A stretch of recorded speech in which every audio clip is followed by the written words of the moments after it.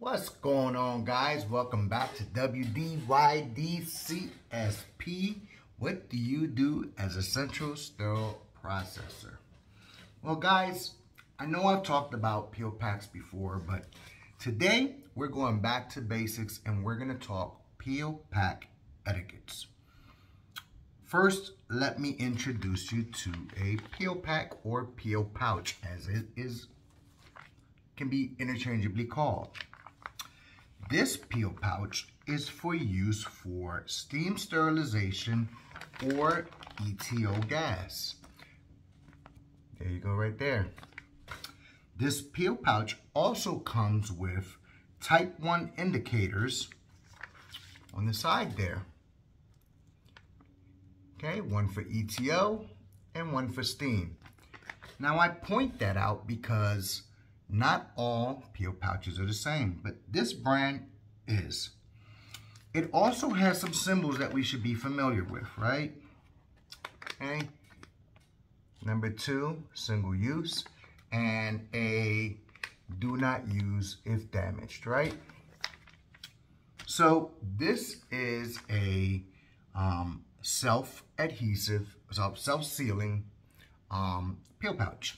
How do I know that? Because it has this adhesive tab right here and a perforation. Now that perforation is extremely important. It's not for you to remove the adhesive. When sealing peel pouches, okay, you want to make sure that you form a nice crease right along that perforation. Crease it very good before you remove that adhesive strip. Okay, that's going to ensure that when you seal, you can start from the middle, work your way out, that you have a nice tight seal that has no wrinkles or bubbles. What else? What other anatomy we have? We have the chevron end of the peel pack. This is where the end user opens the package at. This is the opening end. Notice the little thumb mark there is so that they can pull this apart and open it. They will not open it on the side that you sealed. That's going to be pretty stuck on there once it goes through the sterilization process. What's the other thing that we should know about peel packs? For the steam ETO, you have the plastic side, which is the non-penetrating side, and you have the paper side, where steam penetrates.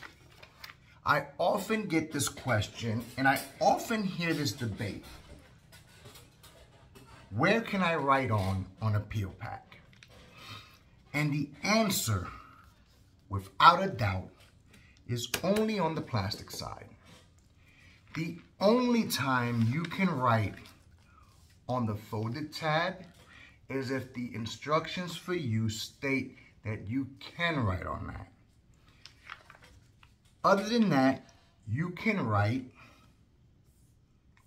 on the plastic side to your heart's content. All right? I said the 16th, today's the 14th. You can write as long as you have a non-streaking, non-toxic marker that's not going to damage the package. How else can I label my package?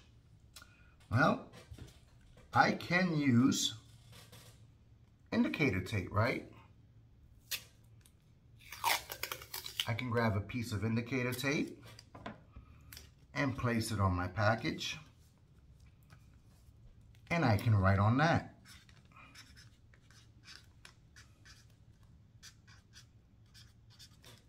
Right? Okay. Even though I already have a type 1 indicator on there, I just put another one on there, right? As long as it's externally. What else should I know? Well, here's another thing. When we're labeling or placing any labels or stickers on our package, this has an open end where we place our instrumentation, and it's sealed by the manufacturer, right? We want to inspect those seals' integrity to make sure that there are no wrinkles, no bubbles, no openings, because defects happen, right?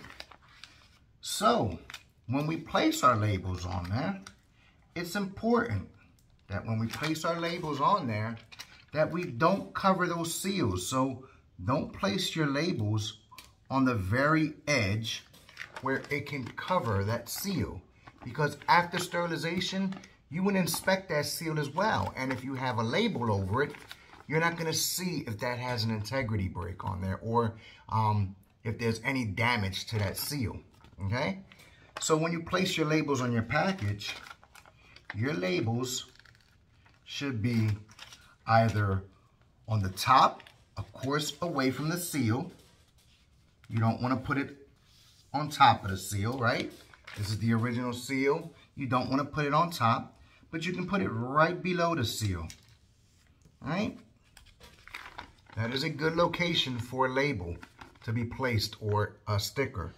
You can also put it on the bottom, but again, do not cover those manufacturer seals.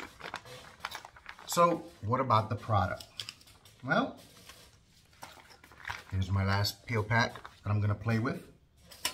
Whatever product that you're going to place in there, you want to make sure that there is space around the whole peel pack, 1/4 inch around the edge of each peel, of each side. You don't want to pick a package that's too large or too small. Now, this package may seem too large for this item, but remember, this is a 3-dimensional item here, okay? So when you place it in the package, you're going to create a gap. Too small of a package will create too much of a bubble in the very front. Oh, this one's sealed, darn it. Too small of a package is going to create too large of a bubble, or a bridge, a gap between the opening and the seal. So it would be very difficult to close this item. How do we place our items? Well, I've just told you that this is the side where the end user will open. So the handle, or the part of the instrument that the surgeon grasps, should be facing the chevron side. Not the distal tip, but the proximal tip, the one that's going to be facing. So for my pen, this is my distal because I'm writing. My proximal is the one I'm going to grab and hold. That should be facing the chevron side. So for this instrument, I'm holding it as such. So this needs to go in as such, right? Okay. Now it seems like there's a lot of space there, but it's not, because it's gonna, at this gap here, when you go to close this, okay, you're gonna remove your adhesive. You're gonna lay the opening flat, and with your thumbs, you're gonna press in the center and work your way out, okay? There should be a nice, smooth seal with no gaps or bubbles in the end. You should actually be able to, when you open this instrument, or you open this package, let me show you, let me demonstrate it now.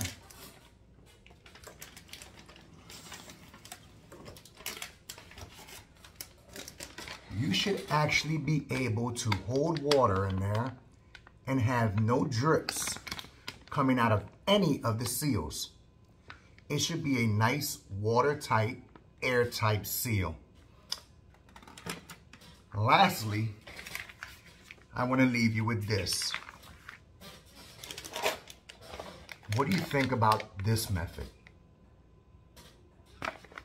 Sealed package, wrapped item inside of the package. There's your indicator on the outside. There's one inside of the package as well. What do you think about that method? Have you ever seen it? Have you ever heard of it? Do you think it's allowed? All right, guys. I'll leave you with that stir the pot. As always, guys, stay true to yourselves. Keep it 100. Continue educating yourself. And until next time, peace.